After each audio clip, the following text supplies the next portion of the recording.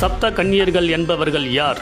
எங்கிருந்து தோன்றினர்? பராசக்தியின் கன்னி வடிவமான சப்த கன்னியர் வழிபாடு என்பது பெரும்பாலான மக்களால் கடைபிடிக்கப்படுகிறது.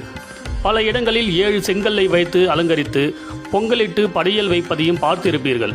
அவை யாவுமே சப்த மாதாக்கள் எனப்படும் சப்த கன்னியர் வழிபாடுதான். பிராமி, மகேஸ்வரி, கௌமாரி, வைஷ்ணவி, வராகி, இந்திராணி, சாமுண்டி என பெயர் கொண்ட சப்த மாதாக்கள் நம்முடைய எல்லா வேண்டுதல்களையும் விருப்பங்களையும் இன்றும் நிறைவேற்றி வருகிறார்கள். பெண்ணின் கருவில் தோன்றாத கன்னித்தன்மை வாய்ந்த ஒரு பெண்ணால் மட்டுமே தனக்கு மரணம் உண்டாக வேண்டும் என்ற வரத்தை பிரம்மாவிடம் வேண்டி வாங்கினார்கள் சண்டமுண்டர் எனும் 2 அரக்கர்கள். அவர்கள் எல்லாரையும் கொடுமை செய்தார்கள்.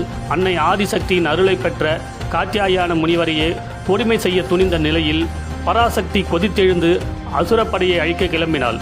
அப்போது அசுர கூட்டத்தை ஒழிக்க தன்னிலிருந்து 7 கன்னியர்களை உருவாக்கினாள்.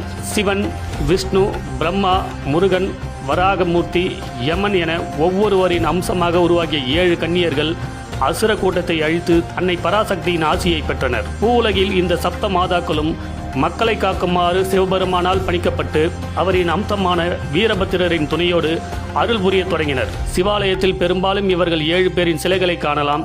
ஆலயங்கள் மட்டுமல்ல, ஆற்றங்கரையோரம், ஏரி, குளம், ஊரின் எல்லைகள் என எங்கேயும் இவர்களின் சிலைகள் வழிபடும் விதமாக இருந்து வருகிறது.